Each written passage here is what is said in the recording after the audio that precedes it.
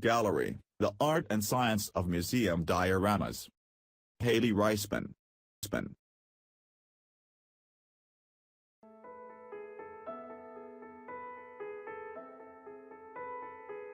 These precise recreations of the world have the amazing ability to bring us up close to people and animals that are far away in space and time, says artist Aaron Delahanty.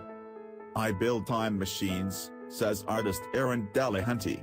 Actually, his specific day job is constructing dioramas, freeze-framed vignettes of animals and people and their habitats, and through them, he has transported museum-goers back to places such as southern China in 5500 BC and East Africa in 1896. TEDx Flower City Talk, Dioramas, part art, part science. The intention of a diorama is to build a replica of a specific ecosystem and to do it with such precision that they become time capsules for that environment, says Delahanty. He studied studio art and painting at the Art Institute of Chicago and the San Francisco Art Institute before he got a job constructing dioramas for the Field Museum in Chicago. He made his first diorama, a depiction of 5 New York Native American tribes, when he was in 6th grade, but his work today is far from kids' stuff, although he still sometimes uses popsicle sticks. He explains the history, research and craft that inform his work.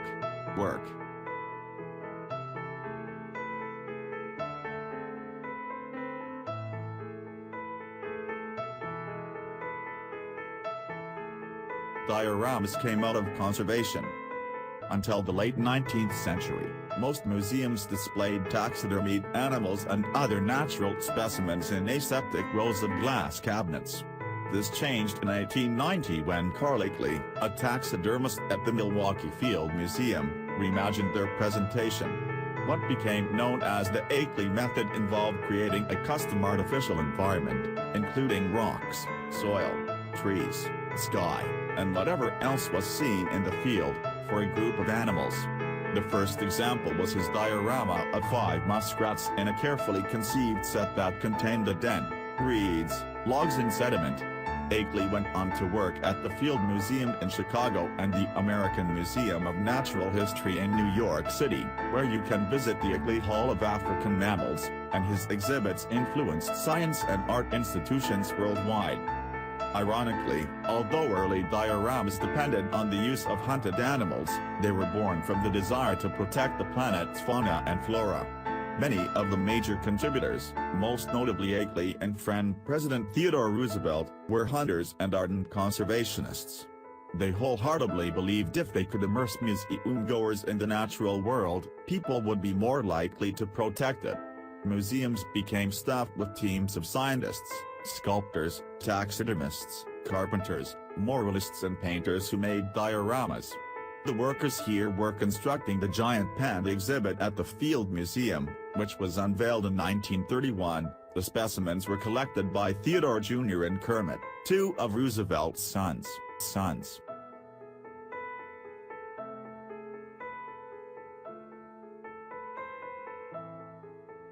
Early diorama builders got up close to subjects. Back in the day, diorama creators like Akeley would go to the far-flung locations they'd later manufacture, in part to collect specimens but also to know their subjects and surroundings intimately. For instance, Akeley collected 4 striped hyenas in 1896. This photo shows their camp in Somaliland. But the Field Museum didn't build a display for them at the time, and the specimens had been placed in a bear case in the Hall of Reptiles. A 2015 crowdfunding campaign, led by Emily Grassley of The Brain Scoop, a YouTube series filmed at the Field Museum, raised $155,165 to create a suitable exhibit for them. Delahanty was thrilled to work on the team that built the diorama, the first at the museum in decades. What made this project so exciting for me was that the taxidermist was Carl Akeley, the father of the habitat diorama and the father of modern taxidermy, he says. While Delahanty doesn't get to travel for work specifically, he steeps himself in research to provide verisimilitude in his dioramas. He looks at satellite imagery and videos, reads books and journal articles, and, most importantly, talks to scientists. When I start a new diorama, I consult with botanists, zoologists, anthropologists and archaeologists, he says. Because of that, we can tell very complex stories.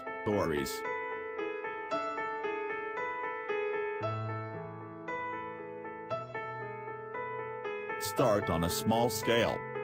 Work on the hyena diorama began with the team scrutinizing every resource available relating to Hailey's trip to Africa, Delahanty says. They uncovered an expedition member's journal, developed Hailey's glass negatives, even consulted astronomy charts. The diorama team took note of everything: the size and shape of rocks in that area of Somalia, the color of the sand, the plants and animals that were found near the hyenas at that time. The team decided the exhibit would depict the morning of August 6, 1896, at 5:30 a.m., at the exact GPS coordinates where the hyenas were collected. Before starting work in the museum hall, the team first made up a 1:10 scale model, and Delahanty painted a backdrop showing the stars that would have been visible that morning. Even the moon is in the correct phase, he says.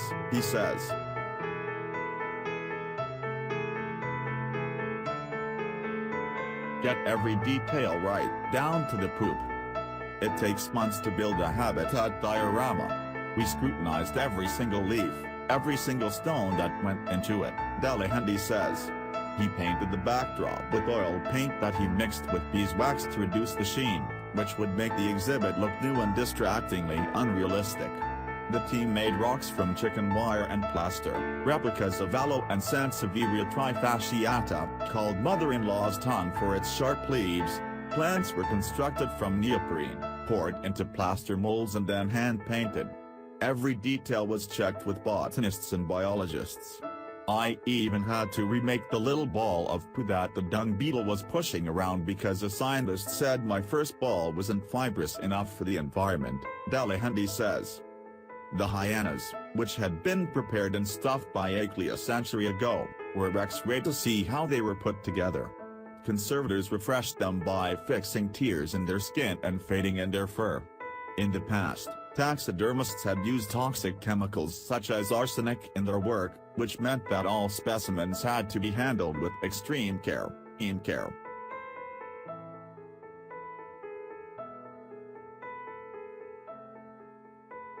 The mission: teach people to love rare animals. The feeling of having completed a diorama is euphoric, says Delahanty. When the full-size diorama was unveiled to the public in January 2016, the final mural was 17 feet high and 40 feet wide. He felt like a proud father. He says that someday his obituary might say, "Go to the Field Museum and see the diorama he made." Like his predecessors, he hopes the exhibit educates museum-goers about animals they'll most likely never see in person, and makes them care about these creatures. While striped hyenas were plentiful in Asia and Africa at the time of Hailey's expedition, there are now fewer than 10,000 adults in the wild, and they're listed as near threatened by the International Union for Conservation of Nature.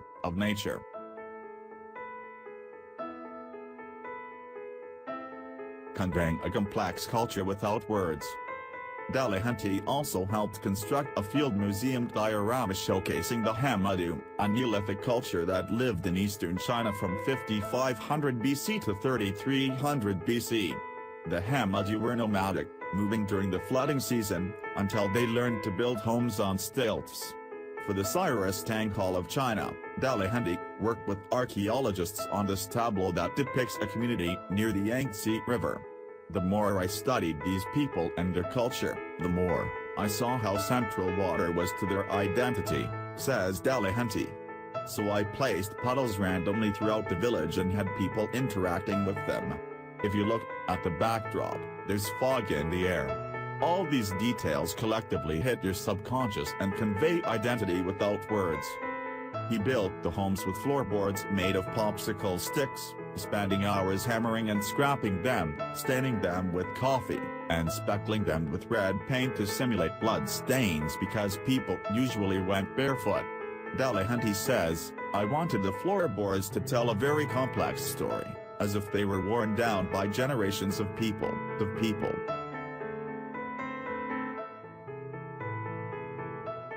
A must for a diorama creator, keen eyes. Now working at the Rochester Museum and Science Center in upstate New York, Hailey is restoring old dioramas and crafting new ones, each with its own challenges.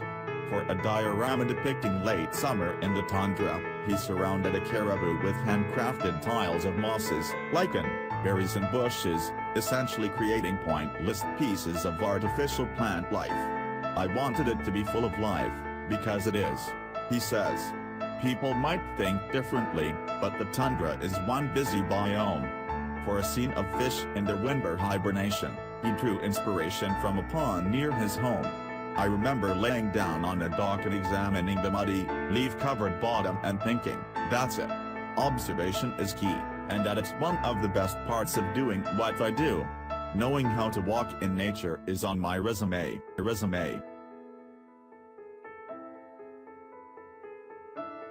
The future of dioramas.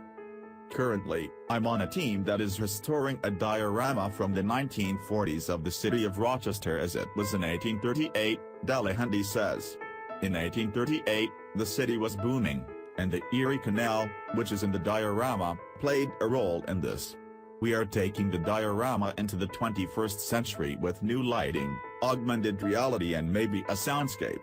Visitors can see the artists at work as a living exhibit on display throughout summer 2017. Many other institutions are also trying to figure out what to do with their old dioramas. Some are refurbishing them. Rochester officials were motivated by the upcoming 200th anniversary of the Erie Canal, to be celebrated in 2020, while others are destroying them or moving them into less prominent places. Even though we now have Google Earth to give us detailed images of the world, YouTube to show us videos, and Instagram and Facebook to document our own encounters, Hailey believes a diorama can offer a unique type of immersion. That's the goal of a great diorama, to make it feel like a real encounter with nature, he says.